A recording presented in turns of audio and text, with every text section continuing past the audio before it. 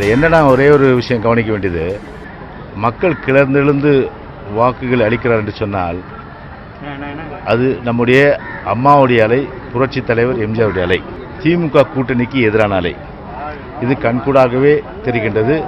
மக்கள் முகத்திலே வந்து ஒரு மகிழ்ச்சியை வந்து எங்களால் உணர முடிகின்றது. எனவே அந்த மகிழ்ச்சி என்ற அடிப்படையில் நிச்சயமாக தமிழ்நாடு 38ம் புதுவை 1ம் அதே போன்று 18 சட்டமன்ற தொகுதிகளும் நடைபெற இருக்கின்ற 4 சட்டமன்ற தொகுதி இடைத்தேர்தலையும் நிச்சயமாக வந்து அனைத்து இந்திய அண்ணா திராவிட முன்னேற்ற கழக தலைமையிலான கூட்டணி என்பது ஒரு அமோக வெற்றி பெறும் என்பதை தெரிவித்துக் கொள்கிறேன். சார், இப்போ அரசியல் ஆர்வலும் சமூக ஆர்வலும் கருத்தை பதிவு பண்ணுறாங்க. என்னன்னு கேட்டிங்கன்னா, ஆளும் தரப்பு வீட்டில் பணப்பட்டோட பண்ணுறாங்க, ரைடு பண்ணுறது கிடையாது. ஆனால் எதிர்கட்சியின் தரப்புலேயே என்ன பண்ணுறாங்க, ரைடு போட்டு ஒரு பெருசான பிம்பத்தை உண்டாக்குறாங்க.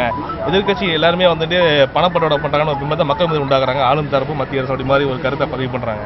இல்லை, இப்போ தேர்தல் நேரன்றதுனால நான் இது குறித்து வந்து இப்போ கருத்து சொல்ல கூட நினச்சானா நீங்களே என் வாயை கிளறிட்டீங்க. இப்போது பொதுவாகவே வந்து சென்னை எடுத்துக்கினா ஒரு 4 இரவுகள், அந்த 4 இரவுகள் வந்து அமமுக திமுக திட்டமிட்டு அவர்கள் வந்து ஏழை எளிய மக்களை குறிவைத்து, குறிப்பாக ஸ்லம் பேக்கெட்ஸ் அதில் குறிவைத்து வாக்காளர்களுக்கு 200 ரூபாய் 250 ரூபா அப்படி ஒரு இது வந்து 4 இரவாக வந்து அவர்கள் வந்து கொடுத்திருக்கின்றார்கள்.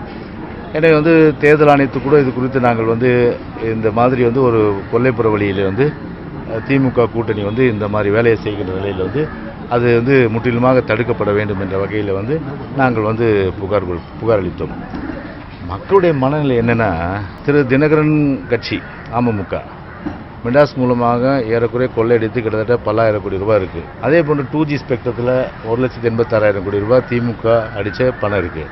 ஆஃப்டர் ஆல் வந்து 200 ரூபா கொடுத்துட்டு போய் எங்களை இப்படி ஏமாத்துறாங்களே, இவங்களுக்கு நாம் சரியான பாடம் புகட்டணும். அப்படி தான் இப்போ வந்து ஸ்லம் பேக்கெட்ஸில் இருக்குது. ஏன்னா மக்களுக்கு தெரியுது, எப்படி இருந்தாலும் வந்து அவர்கள் வந்து பணம் பெற்றார்களோ இல்லையோ அது வேறு விஷயம். ஆனால் அவர்களுக்கு ஒரு பாடத்தை வந்து இதன் மூலம் வந்து அவர்கள் வந்து புகட்ட தயாராக இருக்கின்றார்கள். என்னென்று சொன்னால், ஒரு ஏழை எளிய மக்களுடைய அந்த உணர்வு வந்து ஒரு 200 ரூபாய் அளவில் 250 ரூபாய் அளவில் வந்து அவர்கள் வந்து அவருடைய இந்த தன்மானத்தை மதிப்பிடுகிறார் என்று சொன்னால், இதை விட ஜனநாயகத்தில் ஒரு கேவலமான அரசியல் நிச்சயமாக இருக்க முடியாது. ஏன்னா அந்த அரசியலை தான் அவர்கள் செய்கின்றார்கள்.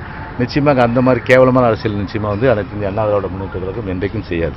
இதே தொகுதியில் அரசுகள் வந்து தேர்தல் ஆணையத்தோட கூட்டணி வைத்து இந்த தேர்தல் சந்திச்சிருக்காரு. யாரு?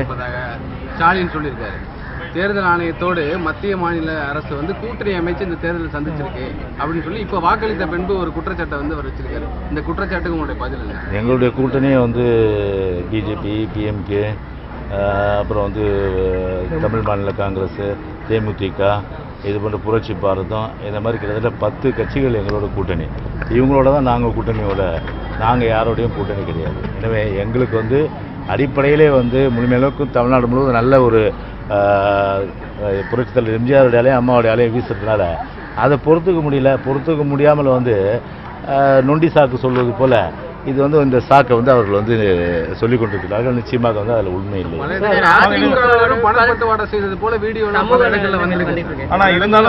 யாராக இருந்தாலும் சரி, அதாவது வந்து ஒரு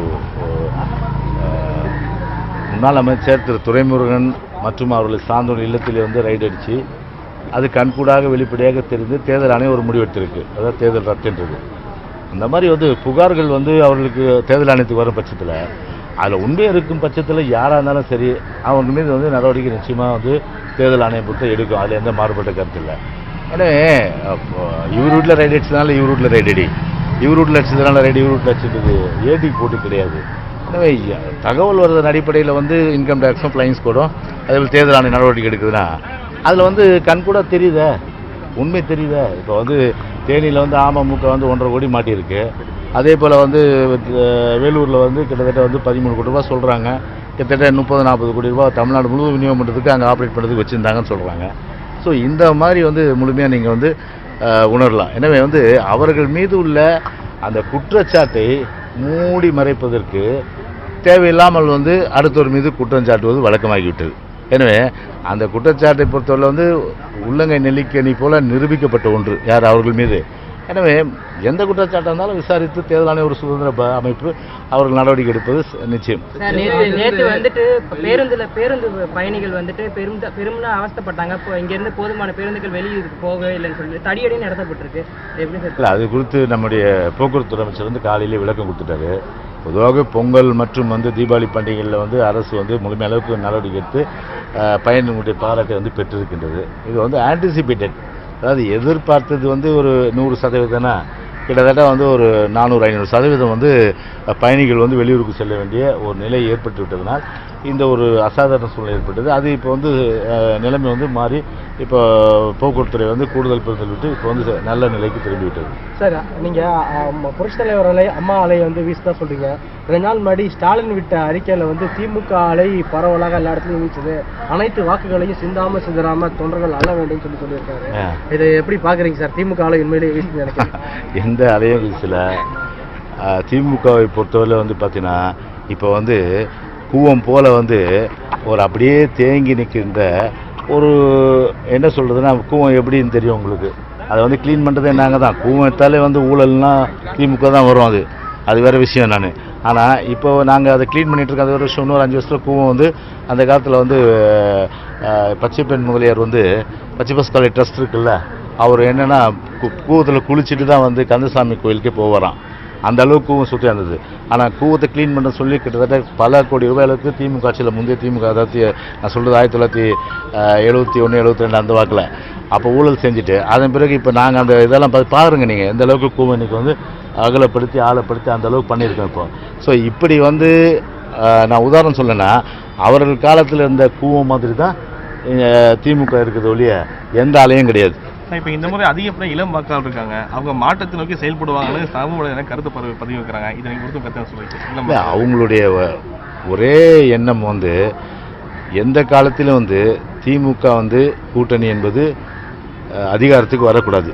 அந்த ஒரு மாற்றம் தான் அவர்கள் மத்தியிலே இருக்குது, வேற எந்த கிடையாது. இளம் வாக்காளர் மத்தியில் இதே தொகுதியில் போட்டியிடக்கூடிய ஜெயவர்தன் அவர்கள் கொஞ்சம் பேட்டி கொடுத்தாரு. விடிய இரவு முழுவதும் திமுக அமமுக கட்சியில் தொகுதி முழுக்க பணத்தை வாரி அடிச்சிருக்காங்க. அதான் நான் சொன்னேனே. இப்போ எங்களுடைய கழக வேட்பாளர் திரு ஜெயவர்தனும் சரி, அதே போல் சென்னை வேட்பாளர்கள், அதே போல் எல்லா வேட்பாளர்களும் நிச்சயமாக ஜெயிக்க போகிறது உறுதி. ஆனால் இந்த ஒரு 200 ரூபாயால் மக்களுடைய மதிப்பு அவ்வளோதானா? நான் கேட்குற வாக்காளருடைய மதிப்பு வெறும் 200 ரூபாயா? இந்த 200 ரூபாய் கொடுத்து அவர்களுடைய அந்த மனமாற்றம் செஞ்சு விடலாம் என்று நினைத்தா அது அதாவது ஒரு பகல் கனவு தான் நிச்சயம் முடியும். எனவே ஸ்லம் பேக்கெட்டை குறி வச்சு 4 நாளாக அவங்க 200 ரூபாய் கொடுத்துருக்காங்க. எனவே அதை வாங்கினாங்களா வாங்கலையே எனக்கு தெரியாது. ஆனால் தேர்தல் கமிஷன் நடவடிக்கை எடுத்திருக்கு. ஆனால் வாங்கியிருந்தால் கூட நிச்சயமாக அவர்களுக்கு வாக்களிக்க மாட்டார்கள். அவர்களை கேவலப்படுத்தினது 200 ரூபா கொடுத்ததுக்கு அவங்களுக்கு பாடம் கற்றுக் கொடுக்குறவரில் நிச்சயமாக எங்களுக்கு தான் வாக்களிப்பார்கள். எனவே எங்களை பொறுத்தவரை கழக வேட்பாளர்கள் அனைத்து இந்திய அண்ணா திராவிட முன்னேற்ற கழக தலைமையான கூட்டணி வேட்பாளர்கள் நிச்சயமான அமோகமான வெற்றியை பெறுவார்கள் என்று தெரிவித்துக் கொள்கிறேன். கடந்த நாடாளுமன்ற தேர்தலில் தென் சென்னை தொகுதியில் வாக்கு சதவீதம் ரொம்ப குறைவாக இருக்குது. இப்போதைக்கு இருக்க நிலவரப்படி சென்னையில் ஒரு 5.5% வாக்குப்பதிவு தென் சென்னையில் ஆயிருக்கு. மற்ற தொகுதியில் ஒப்பிடும்போது அதிகமாக இருக்குது. இது எப்படி வாக்காளர் மத்தியில் தெரியுது? இந்த சதவீதத்தை பார்க்கும்போது எப்படி என்ன அடிப்படையில் சென்னையில் கூடி இருக்கு? இந்த முறை ஒட்டுமொத்தமாக தென் சென்னையில் 5.78 ஆயிருக்கு. மற்ற 2 சென்னையை கம்பேர் பண்ணும்போது தென் சென்னை தான் அதிகமாக இருக்குது சார். ஸோ போன வாட்டி தென் சென்னை தான் ஒட்டுமொத்தமாக கம்மியாக இருந்தது. இப்போதைக்கு அதிகமாக இருக்கிறதுனால மக்கள் அதிக ஆர்வத்தோடு வாக்களிக்கிறாங்களா அப்படின்னு சொல்லி கேட்குறாங்க. இல்லை, பொதுவாகவே தமிழ்நாடு முழுவதும் வாக்களிக்க வேண்டும் என்ற ஒரு ஆர்வம் இருக்குது. எனவே இந்த சூழ்நிலையில் நம்ம ஒப்பீடு செய்ய முடியாது. எனவே எதுவாக இருந்தாலும் இறுதி ஒப்பீடு என்பது மாலையில் தான் தெரியும். இப்போதை பொறுத்தவரை நிலவரப்படி தென் சென்னை கூடுதலாக பதிவு செய்யப்பட்டிருக்கு. அதே போல் மத்திய சென்னை வட சென்னையும் நிச்சயமாக அந்த அளவுக்கு பதிவுகள் இருக்குன்ற அந்த நம்பிக்கை இருக்குது. ஓகே, ஓகேப்பா.